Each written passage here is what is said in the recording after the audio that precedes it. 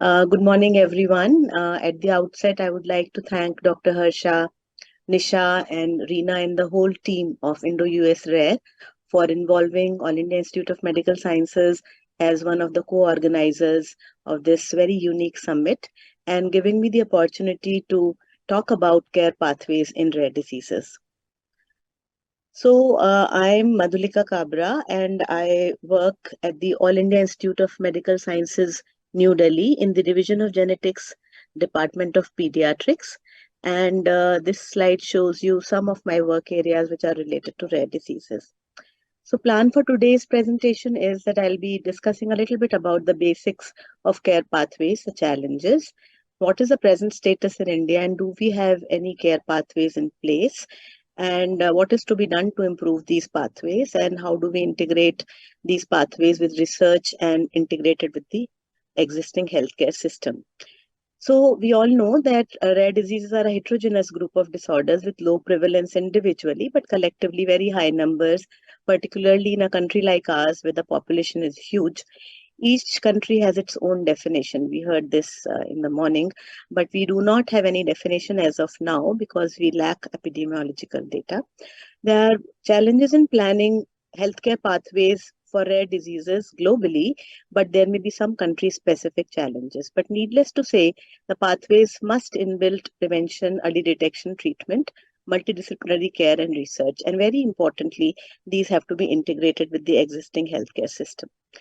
So basically, care pathways are multidisciplinary tools, one of the best ones, which are evidence based. And these reduce variability in management, improve outcome, improve coordination, increase patient satisfaction, and very importantly, the care process improves quality, safety, efficiency, and equity of care. So the challenges are that because these diseases are very heterogeneous, we can have a principally we can have a care pathway which will be applicable to all broadly. But because these are highly heterogeneous disorders, the care pathways have to be individualized for diseases and also for individuals many times. There is limited awareness all over, particularly in countries where rare diseases have just come into picture or the policies are new, like like a country like ours. There may be lack of diagnostic facilities, cost of diagnostics may still be high, and there may be limited literature. We heard this in the morning for ultra rare disorders, and making care pathways for these diseases will be difficult.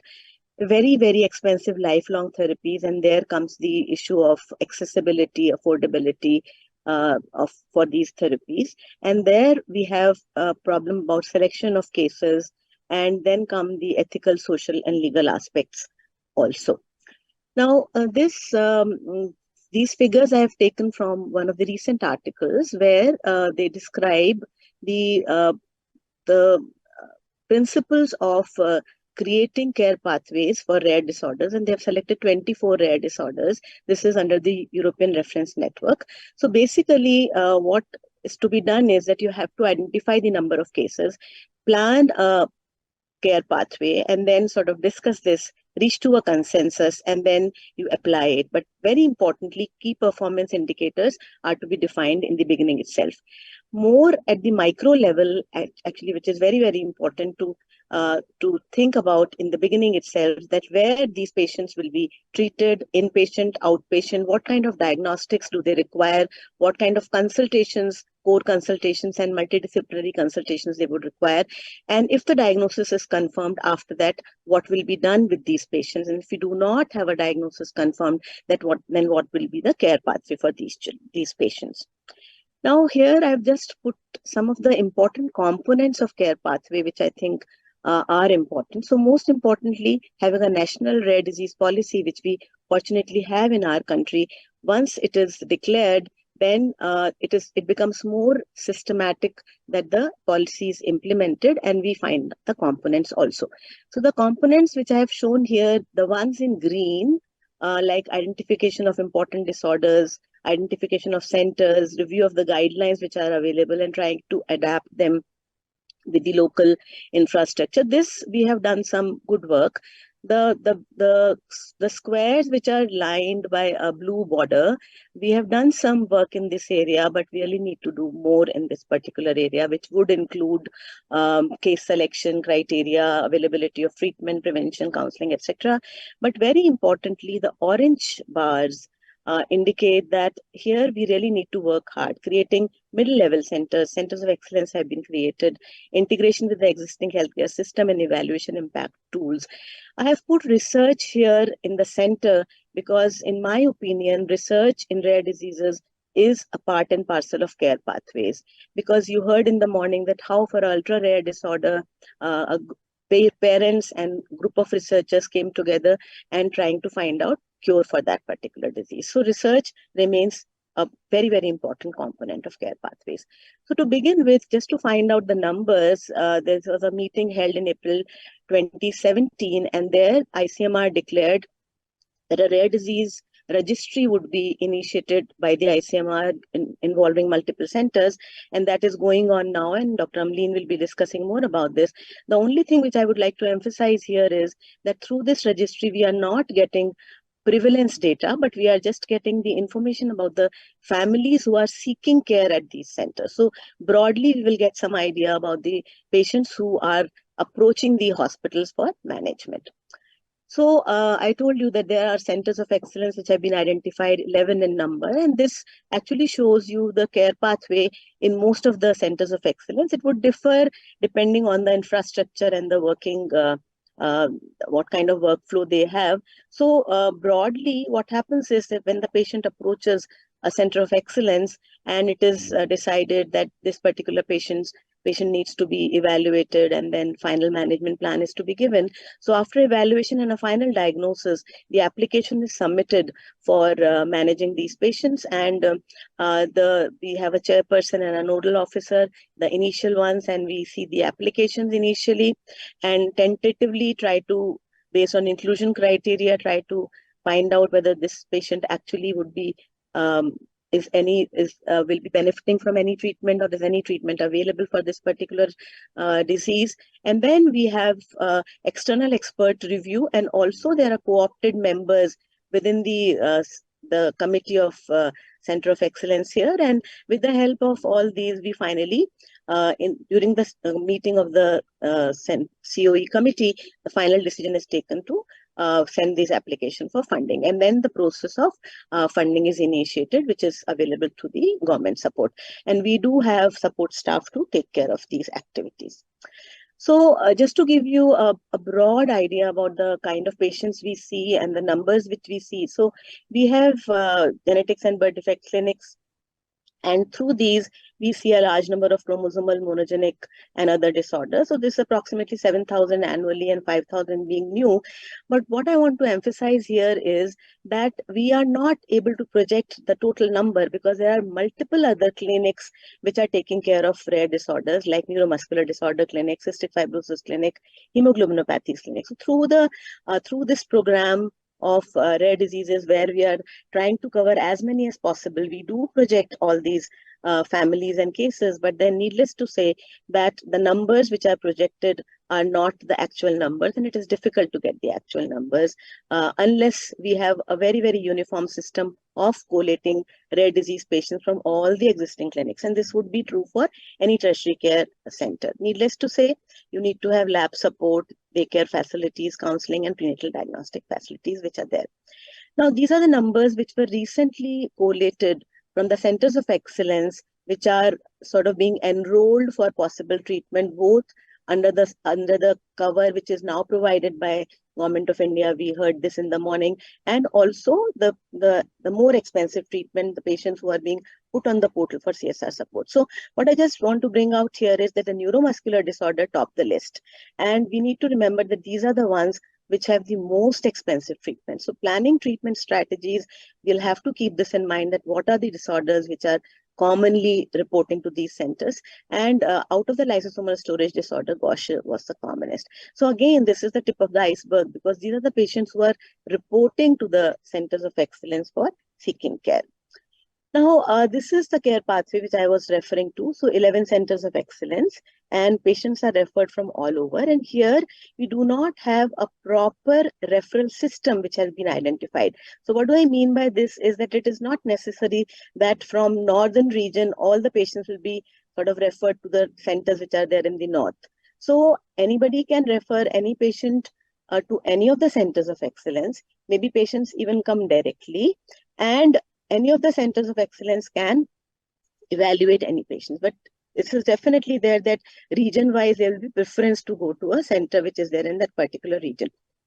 After the evaluation, these patients are then put into the regular workflow, and then identification of treatment and management plan takes place. So here, the emphasis here is that we do not have a referral system, a structured referral system for referring to these patients to the centers of excellence.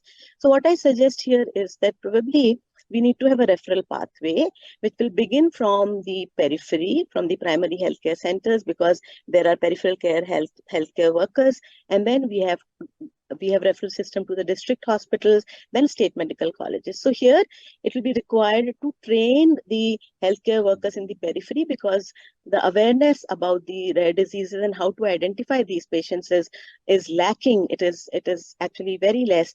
And then we can utilize the state medical colleges. We have about 388 government medical colleges, and out of these, to my mind, I think identified some of the medical colleges as middle level care, which can really support the centers of excellence, and families would be taken care nearer to their home. And this would create a hub and spoke kind of models at multiple places, and which would streamline if we have a networking like this.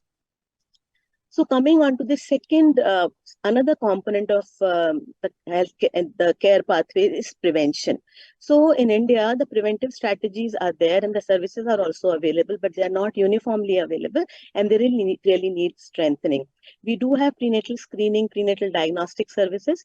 Newborn screening is not a national program, but state programs are going on, and then some funded projects are also going on. Recently, in our institute, we launched the newborn screening program, not only for the 5 common disorders, but tandem mass-based screening for metabolic disorders and for SMA also.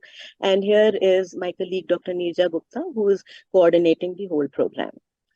So the vision of newborn screening in India, which is envisaged by one of the government programs, which is called Rashtriya Bal Swasthya Karyakram, is to have a comprehensive newborn screening program, not only limiting to the dried blood spot testing, but integrating structural birth defects, hearing screening, CCHD, and high-risk screening. And some such programs are going on in the country, in Kerala and also in Delhi, named NEEV. Another program which is going on for newborn screening at the periphery is funded by the Department of Biotechnology, where multiple tertiary care centers have opted one of the aspirational districts, like we have Haridwar, and here the antenatal women and the newborn screening the antenatal women and newborn screening is taking place, and hand in hand the peripheral health workers are being trained in the area of rare diseases. Now, I talked about integrating these care pathways with the existing healthcare system. So, to integrate, we really need to know our own healthcare system. And we all know that the healthcare system in the USA and in India are quite different. So, we have multiple healthcare systems from National Health Mission, the Government of India, then for ministries, different ministries, railways, army, there are different systems. But there are definite opportunities to integrate these rare disease healthcare pathways at different levels, because they start from the periphery and go towards the tertiary care centers. And you can see our healthcare system on the right side. So this is a recent paper which was published by Dr. Mahua, and she is participating in this summit as well. And she has tried to find out that which are the national programs where we can actually integrate the rare disease care pathways. And there are many programs. I referred to Rashtriya Bal Swasthya Karyakram, which is evaluating babies from newborn period to later age for various disorders, which also include congenital malformations and genetic disorders. And there are many more: newborn health, maternal health, child health, and so on. So here we can find opportunities to train the individuals who are taking care of these disorders and integrate the rare disease healthcare pathways. So how do we integrate? So the important thing here is, I think the crux is that the the primary healthcare providers, who are the first point of contact, are trained that how do they identify likely patients with rare diseases. And then this actually should be a formal engagement and a structured program to identify high risk cases. Red flag signs should be told to them, and then they should be trained in the referral pathway. And not only in for the peripheral health workers and district hospitals, I think in the medical education we have to integrate the education about the rare diseases, and it will really help in the destigmatization. We heard a lot about stigmatization for rare diseases in the very brilliantly conducted morning sessions. We should also do advocacy through social media, and there can be some formal courses also which can be implemented. Now, these are some government-funded programs which are trying to create care pathways, and you heard about the hemoglobinopathy and sickle cell programs. And these documents are very, very meticulously prepared, and they are actually available free on the internet, and minutest details have been described. And I'll just show you some of the details which are there in this. So, for the sickle cell program, which is a very recent one, a large proportion of mapping was done all over the country to find out which are the high areas of high prevalence and low prevalence. And then there was a care pathway beginning from identifying these patients, the prophylaxis, the management, the awareness plan, prevention, and everything is there in this document. Even the awareness, there's a separate awareness booklet which is really beautifully made. Similarly, in the hemoglobinopathy control program, you can see from the beginning it was being talked in one of the sessions that how do you identify cases who need to be screened for, say, sickle cell or thalassemia. Those guidelines are there. Separate, very well-defined roles for all the stakeholders have been defined. And once you identify the case, what is the care pathway from the periphery, where the patient goes first and where the child would be managed, and what will be the management guidelines also. Another program which is again funded by the government, which is for the hemophilia treatment program, and this is a state program being run in multiple states, and many patients with hemophilia are getting the state-of-art care for hemophilia, and these programs are running very, very successfully, totally government supported.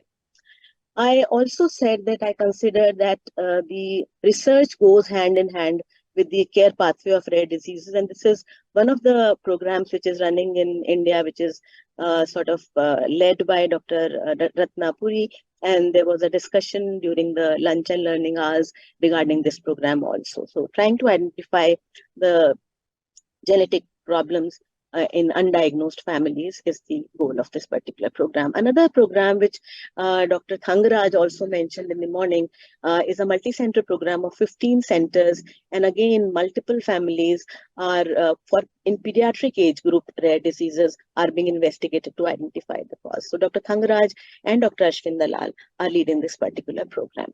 There are other programs and opportunities which are going on. ICMR task force on rare diseases, also many DBT funded programs. There is a national consortium on research and development funded by the ICMR, and therapeutic strategies.